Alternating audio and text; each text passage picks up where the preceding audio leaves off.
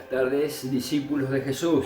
Buenas tardes, estamos este miércoles, vamos a compartir un tema muy apasionante para la vida del discípulo de Jesús. En el capítulo 26 de Mateo, el versículo 41, ¿se acuerdan aquella situación cuando el Señor Jesús se fue, tomó consigo a Pedro, Jacobo y Juan y se apartó del resto para orar, antes de ser entregado allí por Judas? Y la Biblia cuenta que 3 veces el Señor Jesús se apartó de ellos para orar solo, y cuando vuelve a los discípulos dice que los encuentra durmiendo, y entonces Jesús le dice: velad y orad para que no entréis en tentación. El espíritu a la verdad está dispuesto, pero la carne es débil. Palabras de Jesús a los discípulos y a nosotros, discípulos de Jesús también.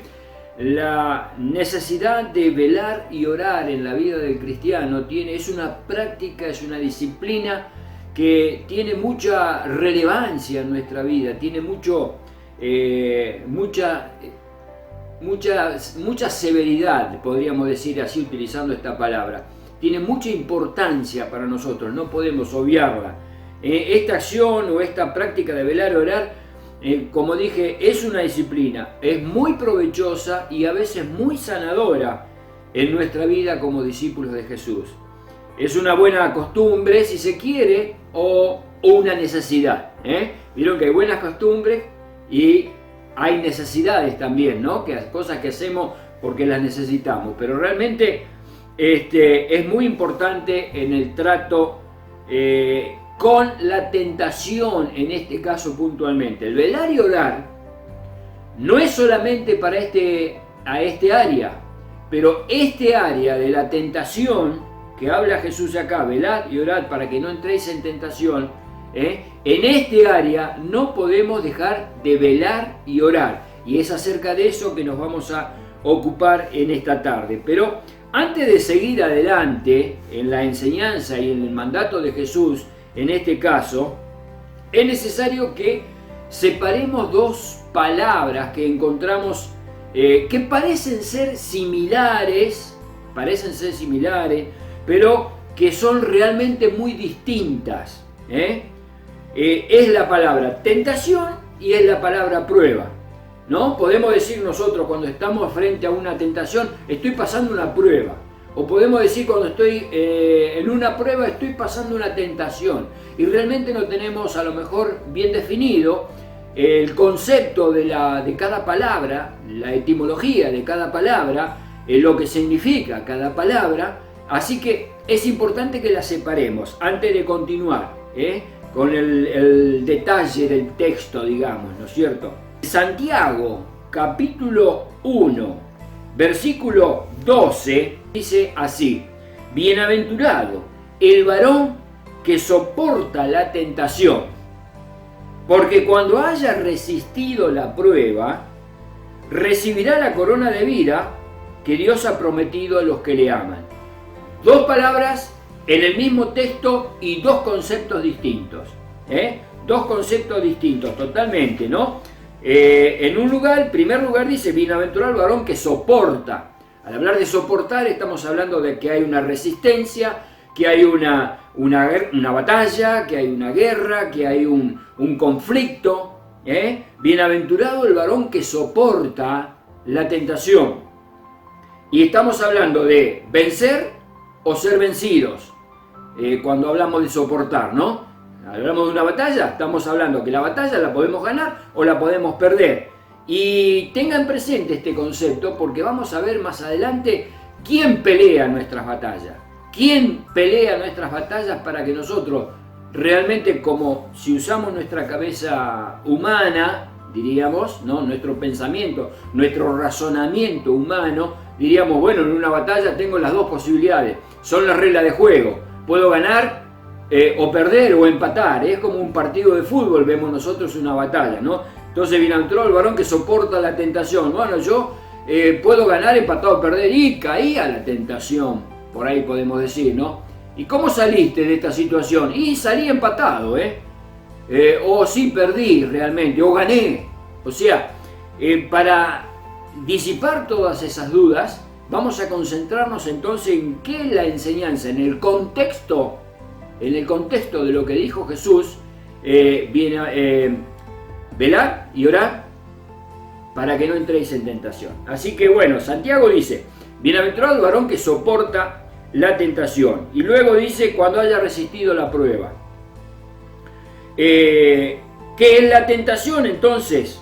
La tentación es el impulso de hacer o tomar algo atrayente, en principio, tomar algo atrayente, pero que puede resultar en un tremendo inconveniente para nosotros. ¿Y cómo actúa la tentación? En el mismo capítulo, versículos 13 al 16, dice, cuando alguno es tentado,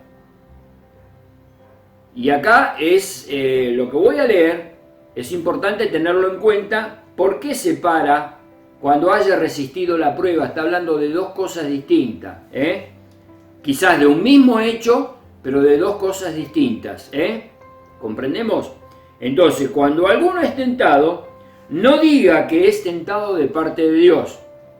Y escuchen bien, porque Dios no puede ser tentado por el mal, ni Él tienta a nadie. Nunca pensemos que una tentación que estamos pasando es providencia divina, que Dios lo mandó, que Dios lo envió. Nunca lo pensemos, porque como Él no puede ser tentado por el mal, tampoco Él tienta a nadie, sino que cada uno es tentado cuando de su propia concupiscencia es atraído y seducido. ¿Qué es la concupiscencia? Son tres cosas. El deseo de la carne, es el deseo de los ojos y la vanagloria de la vida. Todas las tentaciones que nosotros podamos tener circundan cualquiera de estos tres ámbitos. El deseo de la carne, el deseo de los ojos y la vanagloria de la vida. Esta es la concupiscencia humana nuestra. Y el diablo lo sabe muy bien. Entonces, utiliza esos medios para ser atraído y seducido. Atraído y seducido. No se olviden estas dos palabras. Atraído y seducido. Y fíjense en el progreso en una tentación antes de llegar a una caída. Entonces la concupiscencia, deseo de la carne, deseo de los ojos, la vanagloria de la vida, después que ha concebido, da a luz el pecado. Y el pecado, siendo consumado, da a luz la muerte. Está hablando de una concepción, está hablando de una gestación, está hablando de un embarazo simbólico, de un embarazo, ¿no? Que nadie sabe cómo ni cuándo. En un momento la mujer quedó embarazada, sí se sabe cómo, pero en el momento quedó embarazada y bueno, y después dentro de ella se va gestando, después de la concepción, se va gestando un ser. La tentación ocurre exactamente lo mismo en la vida de la persona, ¿no? Somos atraídos y somos seducidos. Atraídos y seducidos, permitimos que entre en nosotros y después se gesta todo lo demás hasta llegar a consumar el hecho en sí mismo, ¿no? Entonces, eso es tentación. ¿Qué es la prueba entonces? La prueba es permitida por Dios. Miren lo que dice en la segunda parte del versículo 12. Porque cuando haya resistido la prueba, recibirá la corona de vida que Dios ha prometido a los que le aman. No hay corona de vida si no resistimos resistimos la prueba, soportamos la prueba, pasamos la prueba, superamos la prueba. Porque la prueba es algo, esta palabra alude a las dificultades de la vida que hacen posible, valga la redundancia, probarnos nosotros ante Dios. No que Dios nos tenga que probar a nosotros si somos fieles, sino que nosotros mismos debemos probarnos si somos fieles a Dios. Tenemos que probar cosas ante la comunidad, quizás ante mi familia, o sea, no solamente conmigo mismo, sino que salga de mi persona el hecho de soportar una prueba, resistir una prueba. La prueba tiene como propósito profundizar nuestra propia fe. Y para ella la fe tiene que ser fortalecida, y la realidad de la misma vida cristiana tiene que ser probada. La prueba tiene el propósito de sacar de nosotros lo mejor, lo mejor. Mientras que la tentación son intentos de parte del enemigo para que pequemos y para que caigamos. Y acá voy a traer a la memoria ante ustedes también en Génesis capítulo 3, cuando Adán y Eva pecaron. Dice que Eva se paseaba por el huerto. Dios le había dado todo. Voy a parafrasear la situación. Dios le había dado todo, menos que podían comer del árbol de la vida, de la ciencia del bien y del mal. Eva se estaba paseando y de pronto comienza un diálogo con un personaje. ¿Y qué personaje extraño, qué personaje raro? Porque es una serpiente. Claro, la serpiente es el medio, pero en realidad comenzó a dialogar con Satanás. Satanás pone en tela de juicio lo que Dios le había dicho, y la mujer presta atención, dialoga con el diablo y dice que ve el fruto de ese árbol que estaba prohibido, que no podían comer, y le pareció atractivo. Dice agradable a los ojos, le pareció atractivo, entonces tomó del fruto de ese árbol, comió ella, que no podía comer, comió ella y luego dio a su marido, el cual también comió. Esa es la caída. Ellos son atraídos y seducidos por esta situación, pero no pensemos que solamente Eva fue atraída y seducida, aunque eso es lo que narra la Biblia. La Biblia no dice de Adán, pero sin duda en el armar la escena, en el armar el cuadro, el pintar este cuadro, sin duda Adán también pecó por ser atraído y seducido, a lo cual su mujer le estaba ofreciendo. Cuando Dios le dice, ¿te comiste del árbol que te dije que no comieras? Adán le dice, la mujer que me diste me engañó. O sea, hubo un diálogo. Siempre hay un diálogo ante una tentación. El diablo siempre busca, a través de la tentación, a través de nuestra concupiscencia, el deseo de los ojos, el deseo de la carne y la vanagloria de la vida, busca de hacernos pecar, y de esa manera que perdamos nuestra intimidad con Dios. Mientras que la prueba hace todo lo contrario. Busca de arrimarnos más a Dios, busca de sacar dentro de nosotros lo mejor, busca de que la fe sea fortalecida, de que la fe sea robustecida. La prueba es permitida por Dios, la tentación no envía a Dios, la prueba Dios la permite, es una situación de la vida que Dios permite con algún propósito especial. Así que la prueba, el concepto final es tratar de sondear y sacar lo mejor de nosotros, lo mejor de nuestra integridad, afirmar a través del dolor, porque ninguna prueba, no nos pensemos que ninguna prueba, por más que la haya permitido Dios, va a ser agradable, va a ser wow, voy a estar pum para arriba. No, vamos a tener que sacar, vamos a tener que pasar la prueba. Y esa prueba produce dolor, produce llanto, produce días de tristeza. Como dice, difícil son los días del triste, del que está con problema, con angustia, con llanto en su corazón. Son muy difíciles los días. Hay pruebas que son más grandes, pruebas que son más chicas, ¿no? Pero en realidad lo que persigue es eso, ¿no?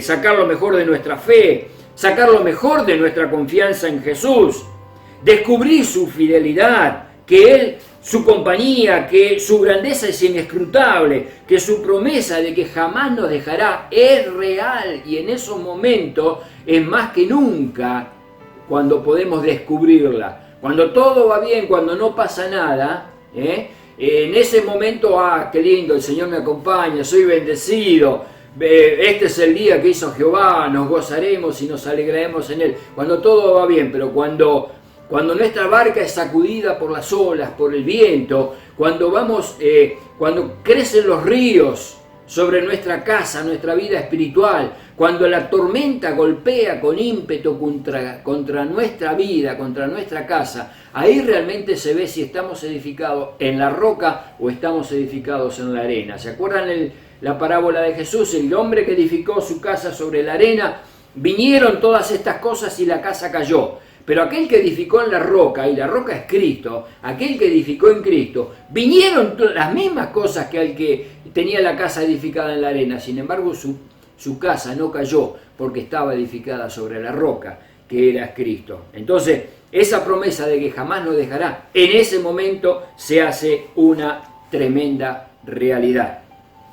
Mientras que la tentación busca destruirnos, Satanás a través de la tentación busca destruirnos. Y es lo que acabamos de leer. Al final del versículo 15 dice, y el pecado, siendo consumado, da a luz la muerte. Ahora,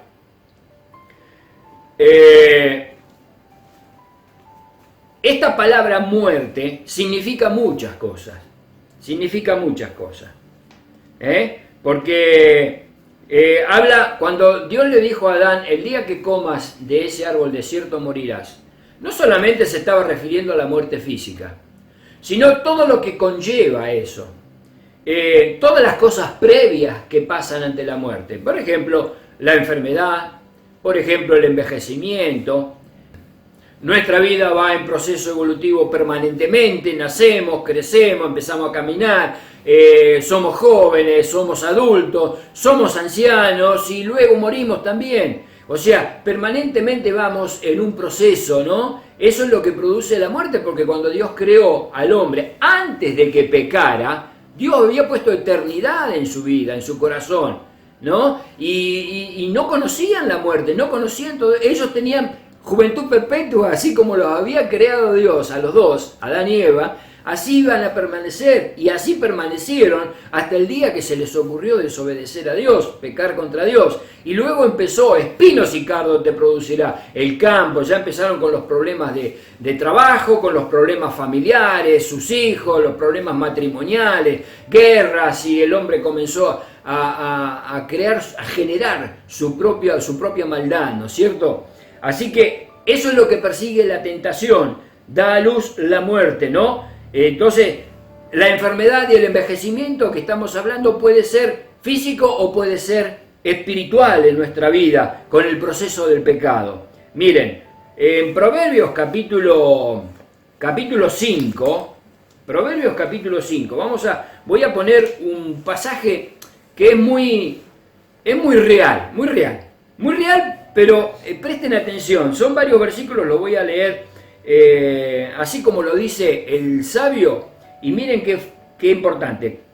Capítulo 5, versículo 3 en adelante, está hablando de la mujer extraña, porque los labios de la mujer extraña destilan miel, y su paladar es más blando que el aceite. Y acá me detengo entre paréntesis, para un matrimonio, un esposo, en este caso, los labios de la mujer extraña, con la mujer extraña, parece más agradable que a veces que lo de su propia esposa. No siempre, ojo, no estoy diciendo que siempre ocurra así, pero a veces cuando hay problemas matrimoniales y que no se aguantan entre los esposos, a veces para el hombre los labios de la mujer ajena parecen más que destilan miel a lo que dice, ¿no? Parece más agradable una conversación, y es el método que tiene Satanás para utilizar y cautivar nuestra atención para luego pecar. No se olviden que la concupiscencia, después que ha concebido, da a luz el pecado. Versículo 4, mas su fin es amargo como el ajenjo. Parece destila miel, pero es amargo como el ajenjo. Agudo como espada de dos filos. Sus pies descienden a la muerte, sus pasos conducen al Seol. Sus caminos son inestables, no los conocerás. Si no considerades el camino de la vida. Ahora pues, hijos, oídme. No os apartéis de las razones de mi boca. Aleja de ella tu camino. Aleja de esa mujer extraña que destila miel con su palabra. Aleja de ella su camino. No te acerques a la puerta de su casa, para que no des a los extraños tu honor y tus años al cruel. No sea que los extraños se sacien de tu fuerza y tus trabajos estén en la casa del extraño, y gimas al final, cuando se consuma tu carne y tu cuerpo, y digas cómo aborrecí el consejo, y mi corazón menospreció la reprensión. No oí la voz de los que me instruían, y a los que me enseñaban no incliné mi oído. El final va a ser amargo como el ajenjo, si llegamos a consumir el pecado, en este caso de la fornicación o el adulterio. Cualquiera sea, la fornicación en el caso de los solteros y el adulterio en caso de una persona casada, se llame hombre o se llame mujer, ¿no? En el Salmo capítulo 6, el versículo 1 al 3a, dice así: Jehová, no me reprendas en tu enojo, ni me castigues con tu ira. Ten misericordia de mí, oh Jehová, porque estoy enfermo. Sáname, oh Jehová, porque mis huesos se estremecen. Mi alma también está muy turbada. Dice, sáname. Acá Salomón decía, el final será amargo como el ajenjo. David decía, sáname, Señor, estoy enfermo. En el capítulo 22, versículo 14b, dice así: Mi corazón fue como cera, derritiéndose en medio de mis entrañas. Mi corazón fue como cera, absorbió todo ese pecado derritiéndose en mis entrañas. Capítulo 31, versículo 10. Porque mi vida se va desgastando de dolor y mis años de suspirar. Se agotan mis fuerzas a causa de mi iniquidad y mis huesos se han consumido. Fíjense que está hablando de un proceso. A causa de mi iniquidad, a causa del pecado, nuestra vida se va desgastando, mis huesos, dice el capítulo 32, versículos 2 y 3, dice así: Bienaventurado el hombre a quien Jehová no culpa de iniquidad y en cuyo espíritu no hay engaño. Mientras callé, se envejecieron mis huesos en mi gemir todo el día. Mientras callé, mientras no declaré mi pecado, se envejecieron mis huesos en mi gemir todo el día, O sea que hay un proceso. Esta palabra no solamente muerte significa literalmente la palabra muerte, sino que todo lo que conlleva antes, después de consumar el pecado, después de haber pecado contra Dios, hasta, si lo guardamos, mientras callé se envejecieron mis huesos en mi gemir todo el día. Entonces, ¿qué nos mandó Jesús para no llegar a estas situaciones? Fíjense en que dice, primero, velar. Velar. Y la palabra velar, sabemos, significa estar despierto, significa estar atentos, abrir los ojos, significa tener cuidado, en lo que leímos en Proverbios, acerca, no vayas ni a la puerta de la mujer extraña. Tener cuidado, ser vigilante, y notemos la situación que Jesús toma, porque los discípulos habían dormido. Y bueno, y Jesús le dijo, sean vigilantes, velen, estén despiertos.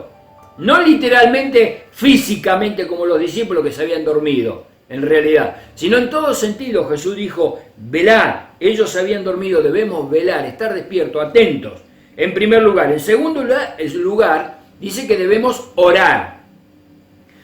Velar y orar. Es que la oración es una herramienta poderosa con la cual vencer todo intento satánico. Lo repito el concepto. La oración es una herramienta poderosa con la cual podemos vencer todo intento satánico. Y ella nos acerca más y más a Dios. La oración es un diálogo con Dios. Si no tenemos ese diálogo fluido con Dios, donde nosotros hablamos y Dios a nosotros nos habla, donde a veces el silencio o el suspiro dicen mucho más que las palabras, y estamos en silencio ante la presencia de Dios, y la presencia de Dios nos inunda nuestro ser, entonces estamos ahí en diálogo. Por esa razón, ¿se acuerdan? Jesús dijo, vayan y cierren la puerta de tu dormitorio y pasate a solas con Jesús, estando en el secreto de Dios. Pelea tu cuarto de guerra, que sea ese, la intimidad con Dios, ¿no? Entonces, eso nos acerca a Dios.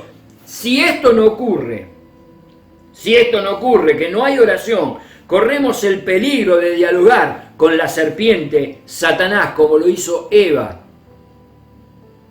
Oí tu voz en el huerto, La voz de Dios se paseaba. Por eso cuando ellos pecaron, Adán le responde, cuando se escondieron, oí tu voz en el huerto. La voz de Dios se paseaba en el huerto, pero también se paseaba en su conciencia, en su interior.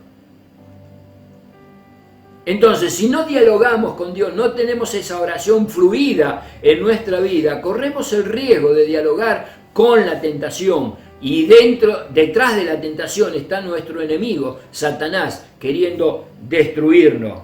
En tercer lugar, debemos luchar contra nosotros mismos. Dice, el espíritu a la verdad está dispuesto, pero la carne es débil. La carne es débil, nuestra carne es débil. Y acá hay una enseñanza muy profunda, porque esta es la razón principal por la que Jesús enseñó a velar y orar. Es porque no venceremos por nosotros mismos ninguna tentación. No venceremos por nosotros mismos ninguna tentación, porque la carne es débil.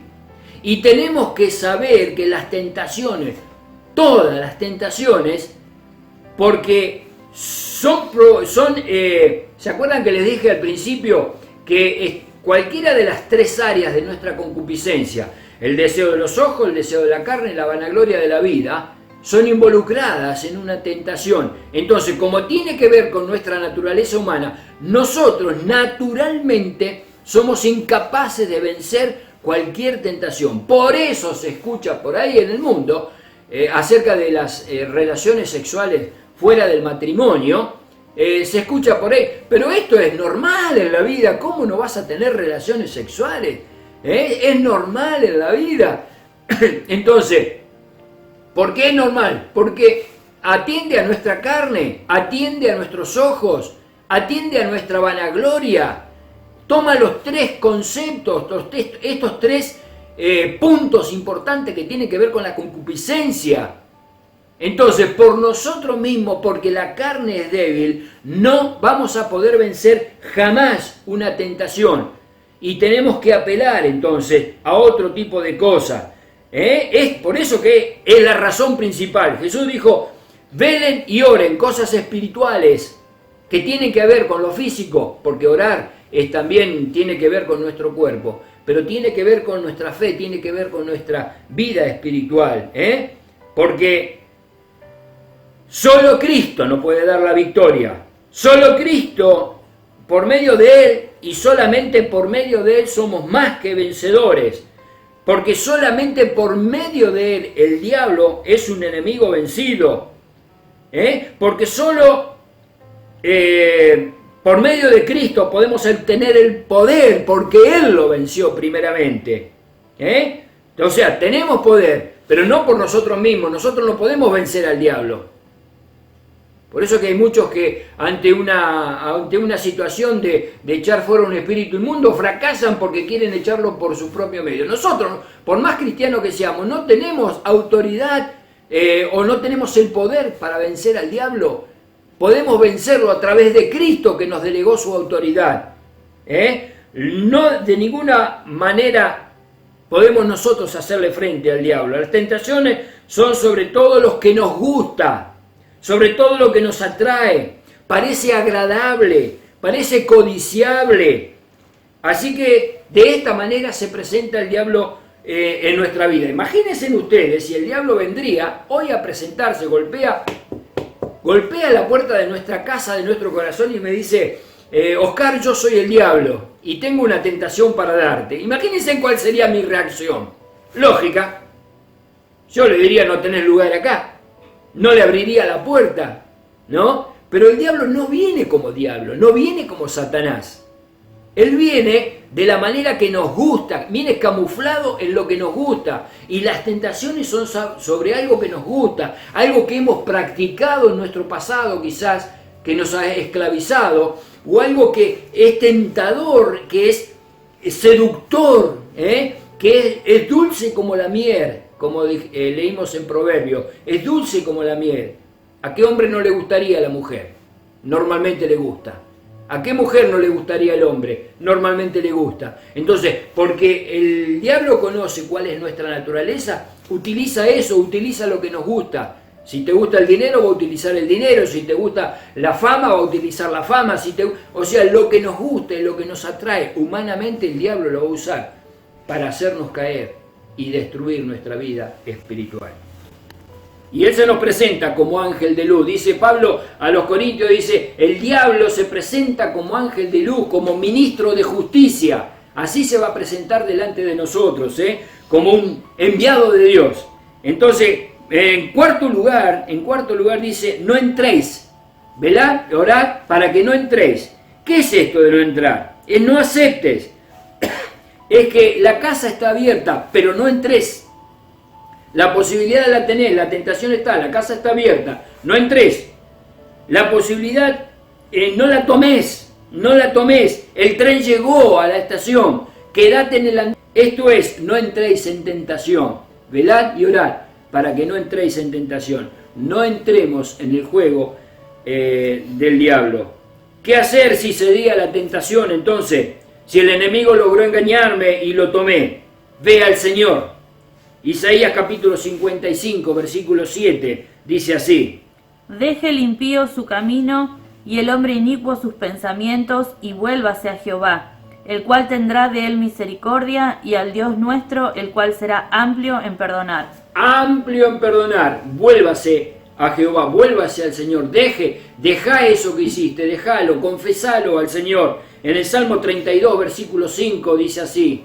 Mi pecado te declaré y no encubrí mi iniquidad. Dije, confesaré mis transgresiones a Jehová, y tú perdonaste la maldad de mi pecado. Y tú perdonaste, confesaré mis transgresiones a Jehová. Confesale al Señor lo que hiciste, confesale al Señor que el diablo te engañó, confesale al Señor el pecado de tu corazón. No te lo quedes, declaralo, sacalo fuera, ponelo a los pies de Cristo. No hay lugar más alto que estar a los pies de Cristo, y allí queremos permanecer. Entonces, declarale al Señor tu pecado, declarale al Señor tú lo que hiciste, y Él perdonó la maldad de tu pecado. Y quiero que sepas, porque así lo enseña la Biblia, quiero que sepas que ningún pecado es benigno. Todos los pecados tienen maldad encerrada tras sí. Por eso que buscan nuestra destrucción, nuestra muerte, literalmente, o como ya lo hemos visto, no lo que conlleva antes, ¿no? nuestro envejecimiento. El salmista David se había callado durante mucho tiempo hasta que vino Natán, el profeta, y le dijo, tú eres ese hombre. Entonces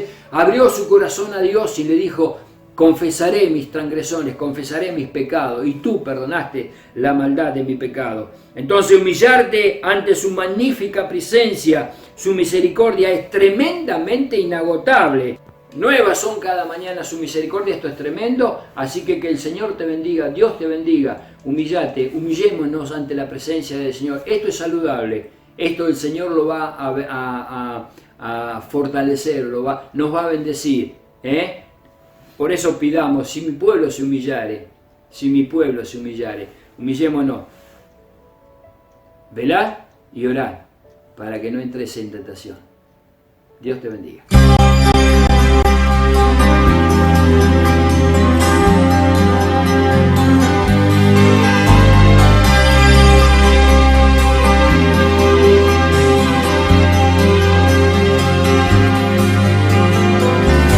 El poder del cristiano está en la oración. El que ora constante vencerá en todo tiempo la tentación. El poder del cristiano está en Jesús. Y Cristo nos dijo, orad siempre, siempre, porque la respuesta está en la oración. Y el enemigo caerá vencido, caerá ante tus pies. Y en toda lucha y en toda prueba tú podrás vencer. Si oras ferviente con toda tu mente y tu corazón, las fuerzas del mal querrán destruirte y tu fe herirte, pero no podrá. Y el enemigo caerá vencido, caerá ante tus pies.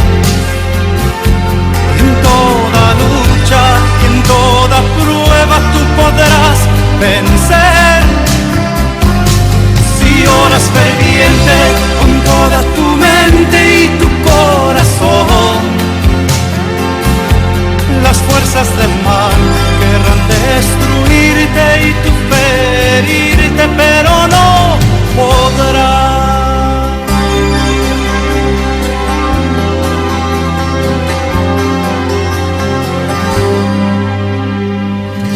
El poder del cristiano está en la oración. El que ora constante vencerá en todo tiempo la tentación. El poder del cristiano está en Jesús. Y Cristo nos dijo, orad siempre, siempre, porque la respuesta está en